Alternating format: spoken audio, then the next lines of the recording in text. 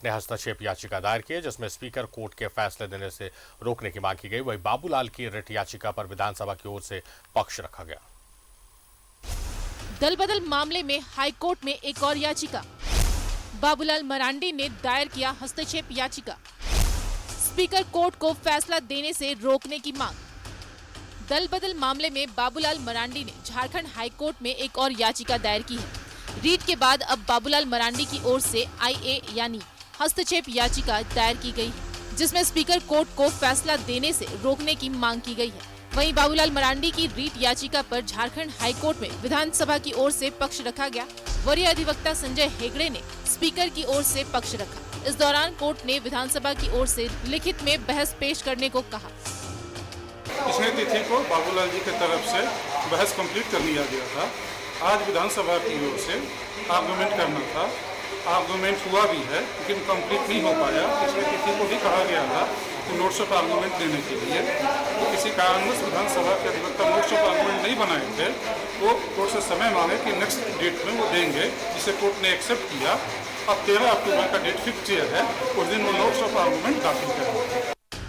बाबूलाल मरांडी की ओर से दायर रीट याचिका में कहा गया है कि दल बदल मामले में स्पीकर कोर्ट में नियमानुसार सुनवाई नहीं हुई है।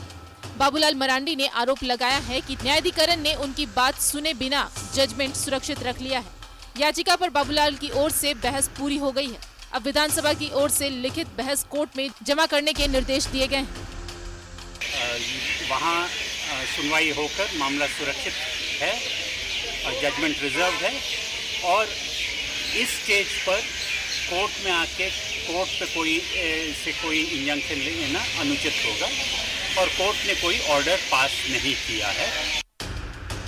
2019 के चुनाव में बाबूलाल मरांडी ने JVM की टिकट पर चुनाव जीता था, लेकिन फिर बाद में JVM का विलय BJP में करा दिया गया था। चुनाव आयोग ने भी इस मर्जर को मंजूरी दे दी थी, लेकिन बाबूलाल पर दल बदल का मामला स्पीकर कोर्ट में चल रहा है। स्पीकर कोर्ट ने 30 अगस्त को सुनवाई पूरी करने के बाद फैसला सुरक्षित रख लिया है, लेकिन बाबूलाल मरांडी ने स्पीकर कोर्ट में सुनवाई पर सवाल उठाते हुए हाई कोर्ट में रीट याचिका दायर की है, जिस पर 13 अक्टूबर को अगली सुनवाई होगी। न्यूज़ 11 भारत के लिए रांची से आयुष की रिपोर्ट। सीधे रुख करेंगे सहयोगी आयुष का और उनसे ही जाने समझने की कोशिश करेंगे। आयुष, हम चाहेंगे कि आज जो हाईकोर्ट में सुनवाई हुई है उसकी जानकारी आप दें।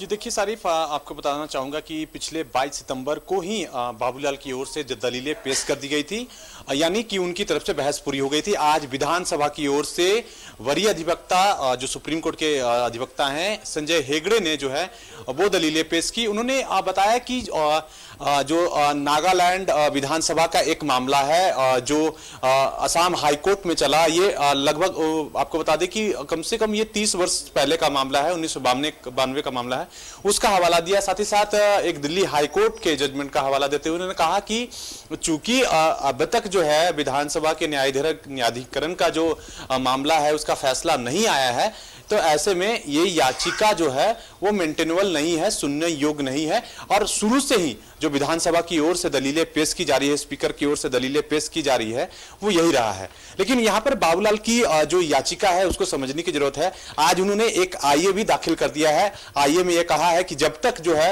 ये पूरा प्रकरण या क्या जो रिट कह सकते हैं कि जो हाईकोर्ट में उन्होंने दाखिल किया है, जब तक इसकी सुनवाई पूरी नहीं हो जाती तब तक स्पीकर इस पे फैसला ना ले, ऐसा जो है ऑर्डर पास किया जाए। तो इस IA के ऊपर जो है वो अगले तारीख 13 अक्टूबर को बहस होगी।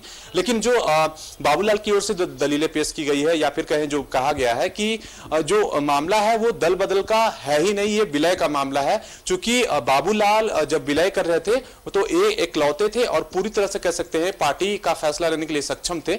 इसके पूर्व भी जो है विधायक प्रदीप यादव कह लें, बंधु तिर्की हैं, उन्होंने पार्टी छोड़ दिया था, जिसके लिए शोकॉज नोटिस भी जो है JVM की ओर से जारी किया गया था। तो ऐसे में ये दल बदल का ना होकर 10वीं अनुसूची का ना होकर ये विलय का मामला है, जिसके मर्जर को भारतीय चुनाव आयोग ने भी कह सकते हैं कि मंजूरी दे दी थी। ये तमाम चीजों को लेकर जो है दलीलें पेश की गई। अब कहा जा रहा है कि जो आईए है उस पे जो है वो 13 अक्टूबर को उस पे जो है बहस होगी। साथ ही साथ जो हाईकोर्ट ने है विधानसभा के जो ये कह सकते हैं माफ कीजिएगा अधिवक्ता है उनको जो लिखित बहस के लिए जो कहा गया है नोट ऑन आर्ग्यूमेंट्स के लिए पेश करने के लिए कहा गया है। तो एक कह सकते हैं अगली सुनवाई में यानी 13 अक्टूबर को कुछ न कुछ निकलकर सामने जरूर आएगा। कह सकते हैं कि जो न्यायाधिकरण में जो मामला चला है उस पर रोक लगेगी, उनके फैसले पर रोक लगे कि नहीं, ये भी चीजें जो है हो सकती है या फिर बीच में क्या कुछ हो सकता है, ये चीजों पर नजर रखने की जरूरत है सारी। फिलहाल आज की सुनवाई में यही कि बाबूलाल के द्वारा एक हस्तक्षेप याचिका दाखिल की गई जिसमें यह आग्रह कर दिया गया कि जो फैसला है वो अभी नहीं लिया जाए और इस पे जो बहस है वो 13 अक्टूबर को होगी। सारिफ।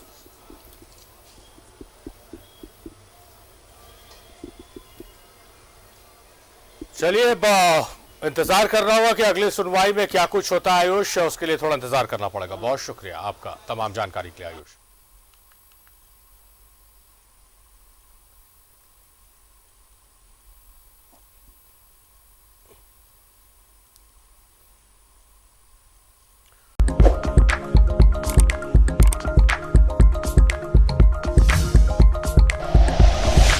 Like and share videos, subscribe करें हमारा चैनल और प्रेस करें बेल आइकॉन। न्यूज़ 11 भारत, सच है तो दिखेगा।